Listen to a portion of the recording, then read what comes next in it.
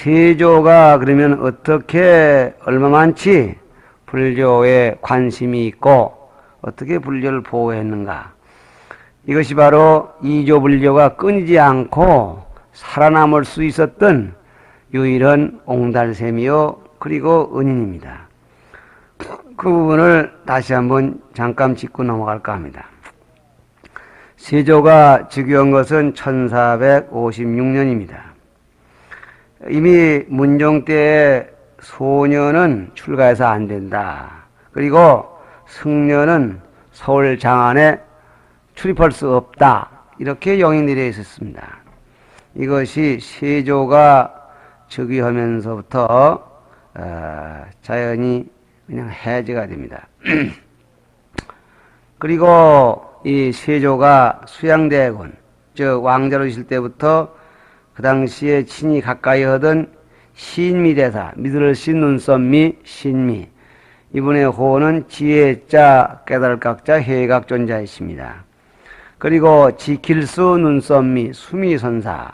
그래서 이 두 분이 참으로 가까이 지낸 모양이고, 그런가 하면은 누운설, 봉오리준, 설준 스님, 또 홍선 스님, 널브롱자, 물크롱자, 해암사에 있던 효운 스님, 새벽효 구름은 효운, 그리고 지혜지자 바다해 지혜, 그리고 소요사주지 자지암인다, 해초 바다해자 띨초자, 그리고 흔히 알려져 있는 학렬 학조 두 스님도 다 이 세조가 왕자 시절에 가까이 지내던 분입니다. 학조는 이 직지사의 그 행적과 부두가 있습니다. 그래서 이분이 불교에 접할 기회를 소지를 충분히 가지고 있었는데, 이분이 왕위에 오르자 맨 처음에 한 일이 간경도감, 즉 경을 번역해내는 개간하는 그런 관청을 세우고 거기에서 사서삼경의 은혜를 발간한과 동시에 불경을 국사로 곁들여서 그때의 은혜본으로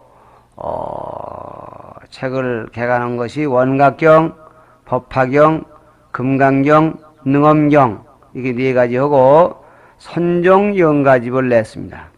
대단히 좋은 경들을 말하면 번역을 한 거죠. 그리고 서울 장안에 그 흥복사 터가 빈터로 있었는데 거기에다가 절을 짓고 원각사라는 이름을 붙였습니다.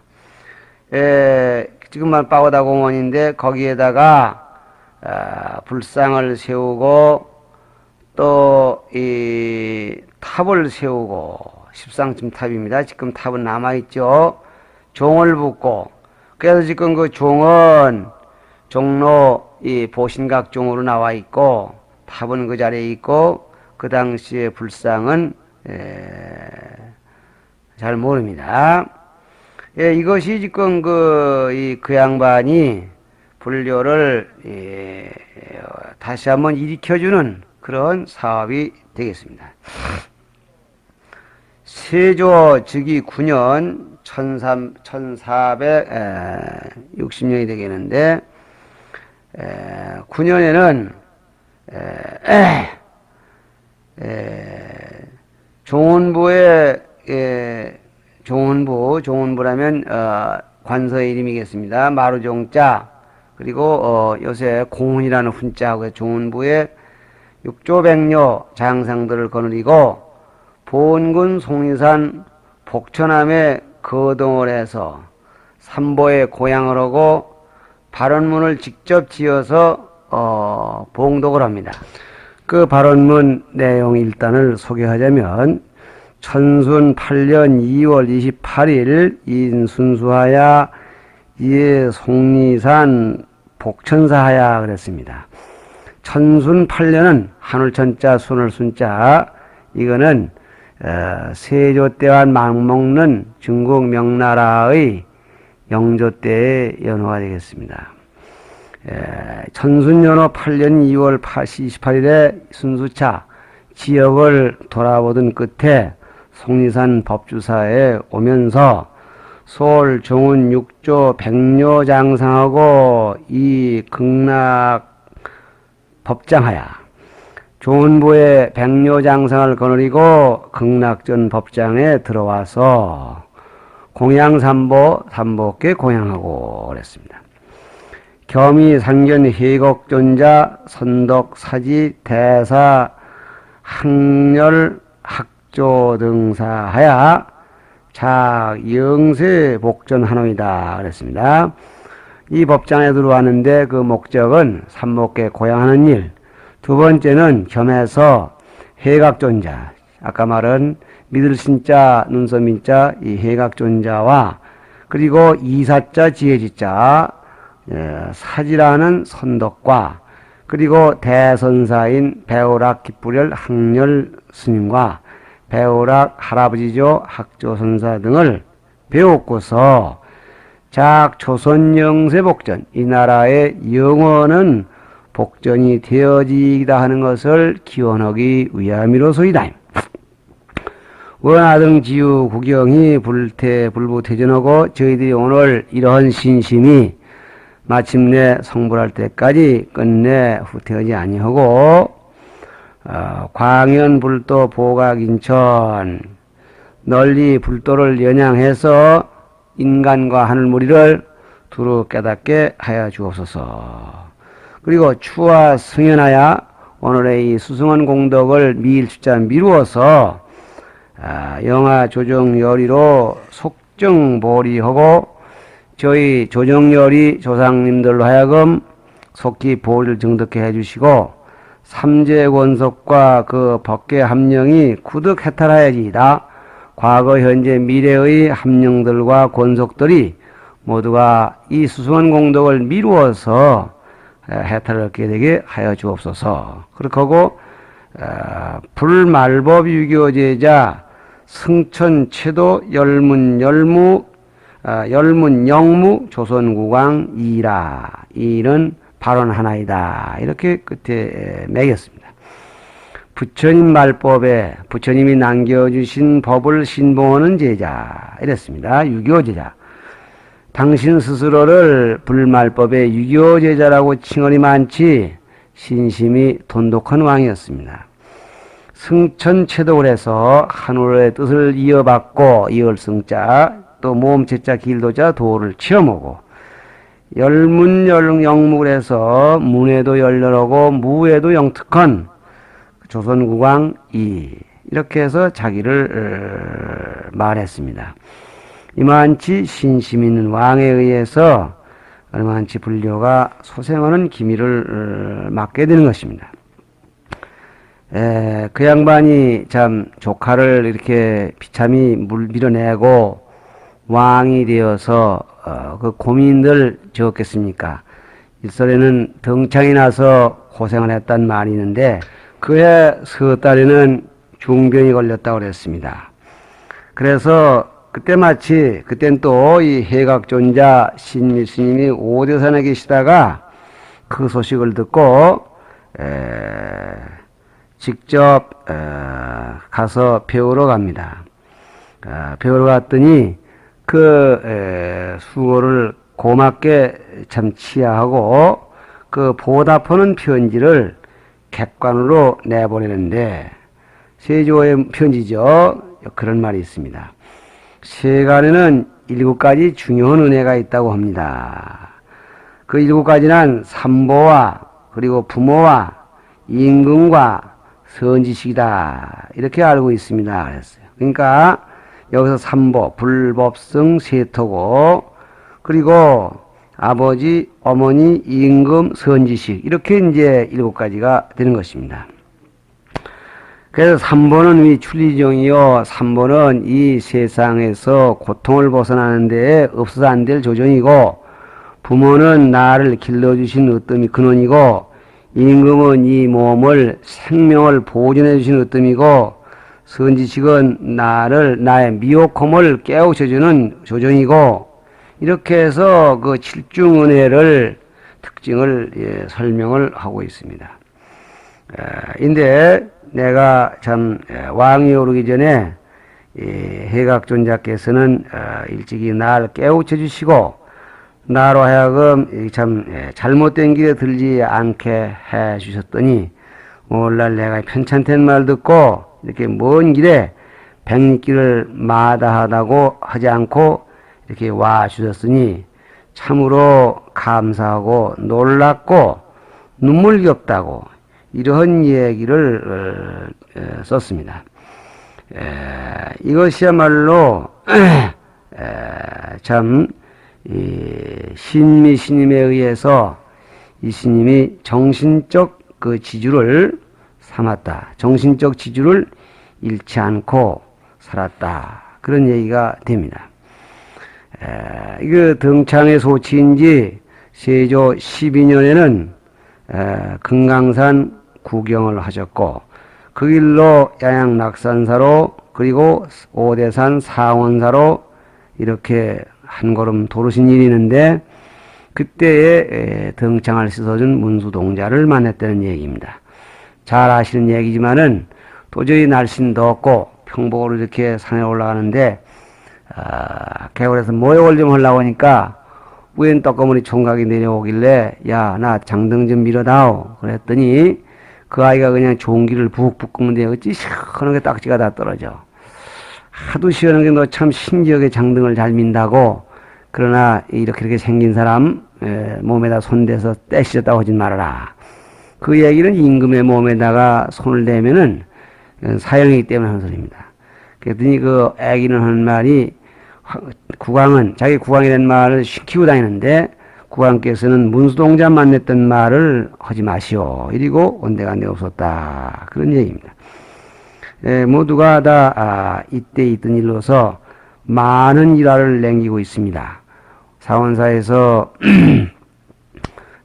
참 탁자 밑에 앉아서 바루고양을 하는데 처사님 소리를 듣기가 원이었는데 어떤 동자가 참 배심 좋게 처사님 그런 걸 그렇게 좋아했다는 얘기도 있고 또 월정사에서 어느 방에선가는 방에 들어가려고 하는데 자객이 숨어 있는 걸 몰랐어. 근데 고양이가 뒤를 잡아당겨서 이상해서 찾아봤더니 탁자 밑에 자객이 숨어 있어서 그 고양이 먹으라고 눈을 하사했다. 그런 일화 같은 걸 남기고 있습니다.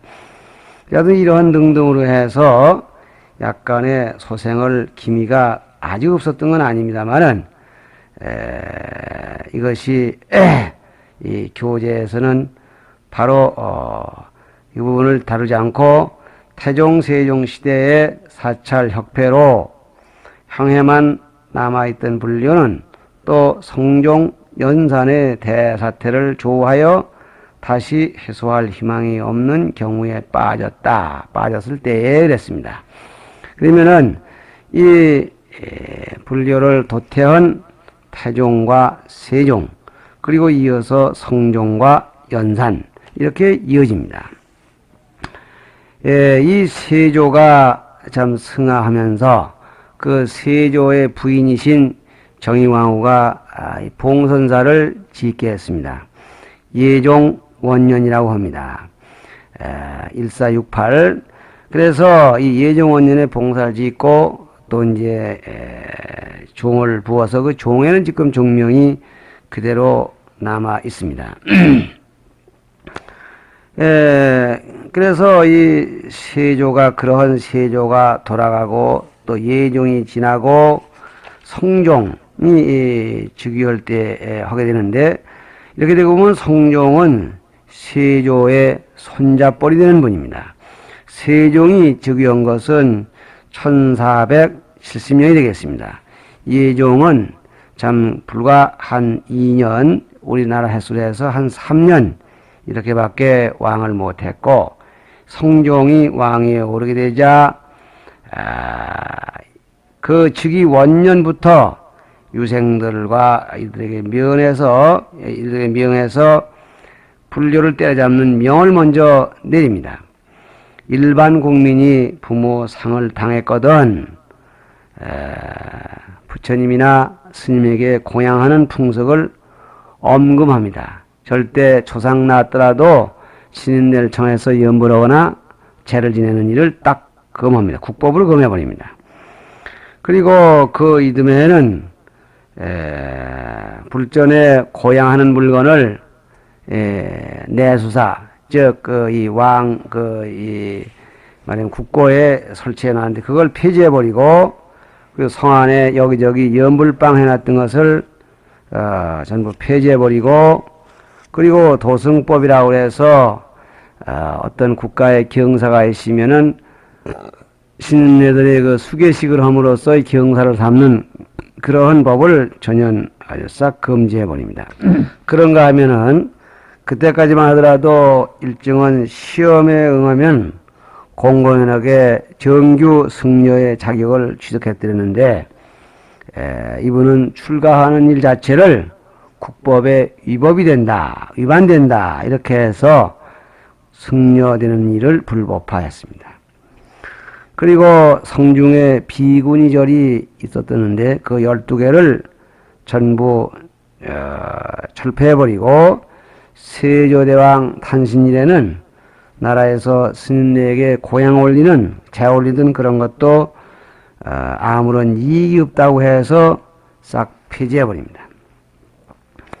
그 당시에 재미난 얘기는 어떤 그 사람이 자기 조상 때의 논밭잔지를 전부 절에다 시주를 했고 그 자손이 가난해서 살기가 어렵게 됨으로 해서 토지를 도로 돌려달라는 그런 소송을 제기했습니다. 사실 그 불교가 성할 때에는 나라에다가 세금을 내면은 세금이 비싸고 절당이라고 절에다 이름을 얹어놓으면 절에다가 도저를 조금만 주고도 먹을 수가 있고, 그런 재미로 해서 절당으로 많이 얹어 놨더랬는데, 지금도 이 종교계를 이용해서 우리 불교계에는 그런 혜택이 크게 없지만은 다른 종교계에는 아마 그런 혜택이 좀 있는 것도 같아요. 이런 것을 빙자해서 했더랬는데 나중에 아마 그것도 부당했던지 도로 달라는 소송이 올라갔습니다. 여기에 대해서 왕은 이 당사자에게 책임자에게 이 사건을 미루는 것이 아니라 직접 친필로 그 재감을 씁니다. 뭐라고 쓰느냐 하면은, 논을 부처에게 헌납한 것은 복을 구하기 위함이었었는데 그 부처라는 것이 오늘날 영험이 없고 그 자선이라는 것 복이 없어. 그러니 논은, 땅은 원주인에게 돌려주고 복은 부처에게 도로 주어라. 이래서 땅이 깡그리고만 헌납했던 것이 도로 시주자에게 돌아가는, 이렇게 되면 참 난리죠. 사찰 땅이라는 게 전부 시주해서 그런 건데 그 당대도 아니고 그 선조 때 시주한 땅을 자손들이 요구하기만 하면 전부 돌려주는 이런 비답이 내려집니다. 이렇게 지금 대단히 참 그 불교에 대해서 혹시머리 많지 심을 뿐만 아니라 심은 정도가 아니라 아주 참 열광적으로 불교를 탄압하는 데 앞장섰던 분입니다. 그분의 말년에 황해도 지방에는 이름 모를 괴질이 생겨서 도저히 구제할 방법이 없어서 어떻게 하면 좋겠느냐를 조정해서 상의를 했습니다. 그때 그 권신들이 권계전이라는 사람이 권세권자, 끝계자, 온전전자, 권계전이라는 사람이 거기에 대한 의견을 말합니다. 이건 암만 해도 이 불에게 빌어보는 게 좋을 것 같습니다 하고 이렇게 아뢰는데, 왕은 그 권씨를 뭐라고 했느냐 하면은 혹세무민하는 그러한 잘못된 길을 따르고 있는 망령된 신하라에서 그를 귀양을 보냅니다. 그리고 이 대비, 자기의 어머니가 되겠습니다. 자기 어머니가 부처님 한 분을 조석해서 정어모이라는 대로 이렇게 묘시라고 보냈는데, 비구니가 있던 절이라고 그랬습니다. 정어모는.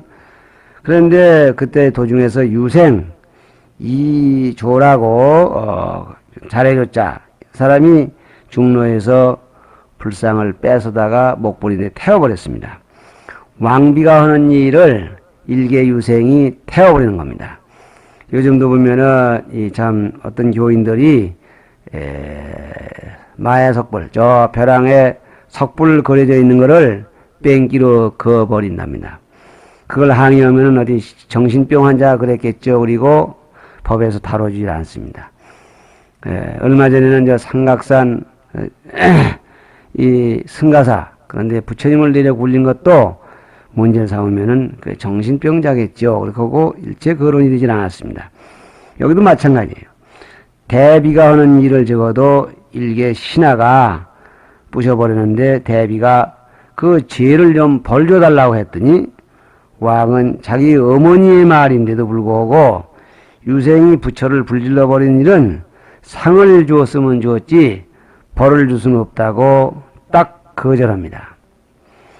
이런 왕이기에 또 참 연산주 같은 아들을 지금 두게 되는데 이 성종이 이와 같이 죽고 이와 같이 불교를 때려부시면서 그런 생애로 일관하다 죽고 그 뒤에 일어선 분이 바로 연산주입니다. 그분은 이 승과의를 아주 제도적으로 없애버립니다.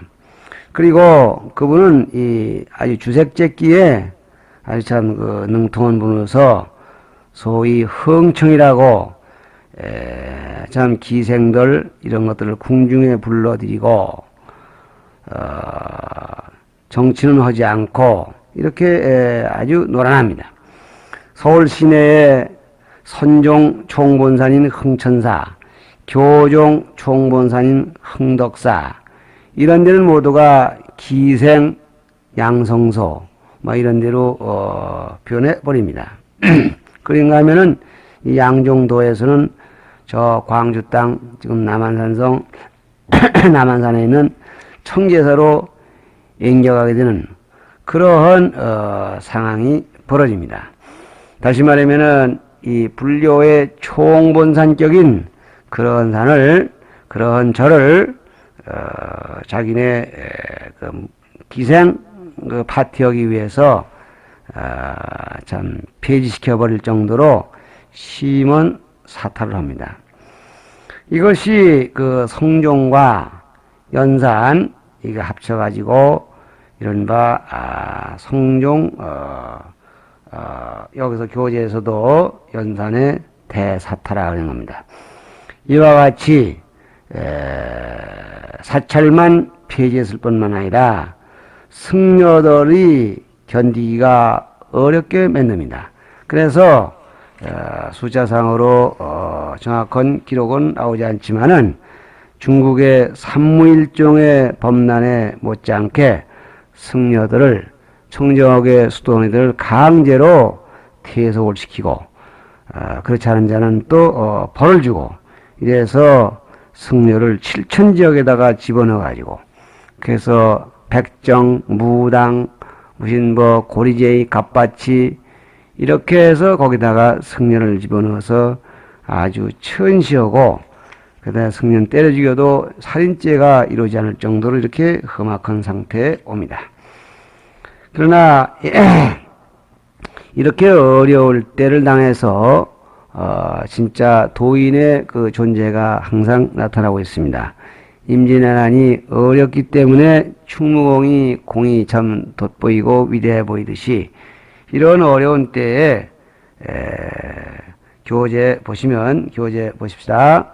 벽계 정심선사가 황악산에 은피하였다가 끊어졌던 법맥을 벽성 지엄선사에게 전하여 조선불교가 근근히 명맥이 보존되었다 그랬습니다. 이 대문은 이 녹음 테이프만으로는 좀 이해하기가 어려운 구간입니다.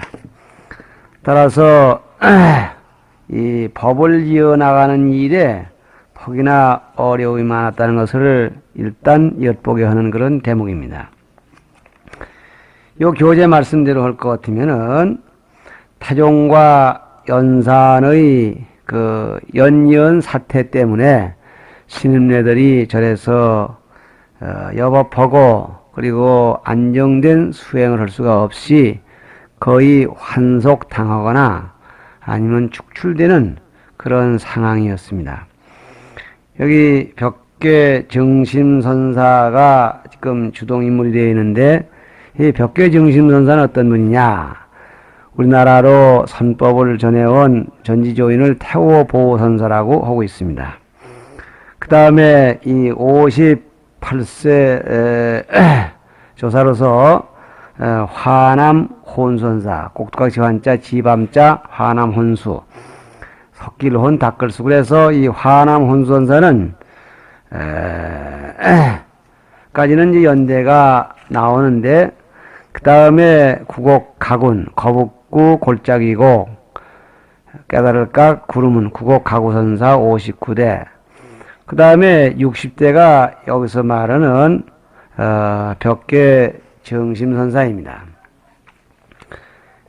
벽계 정심선사의 그 인적상을 보면은 이분은 검산 김천분이라고 했습니다. 그런데 참 이해 없이 이분도 수행을 하다가 그 사타에 견디지 못해서 머리를 기르고 황악산 고시동이라고 했습니다. 예고자 또 고자동, 예고자 뿔글자자 물한리, 만물물 두물한 물한리, 그런 지역으로 숨어 있었다고 했습니다. 숨어 계시다가 이 연산의 사태가 지나간 뒤에 교재의 말씀에 의하면은 그 법을 벽송지엄에게다 전했다 그랬습니다. 그러면 61대 조사가 되겠습니다.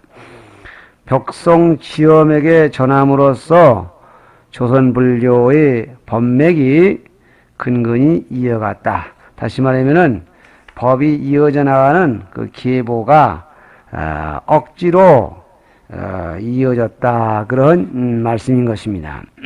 그러면 왜 이러한 그 복잡한 얘기가 나오느냐 할 것 같으면은, 우선 이 벽계 정심선사와 그 법을 이어받았던 구곡 가군선사와의 그 연대 차이가 너무 많고, 또 벽계 정심선사와 벽송지엄선사 그 사이, 다시 말하면 59, 60, 61, 그 61대 사이가 너무 연대 차이가 멀다. 그러니 과연 우리가 상상하는 대로, 상식대로 이렇게 법을 주고받을 수가 있겠느냐. 여기에는 반드시 법난 때문에 그런 문제가 생겼을 것이다. 이렇게 유추하고 있는 것입니다.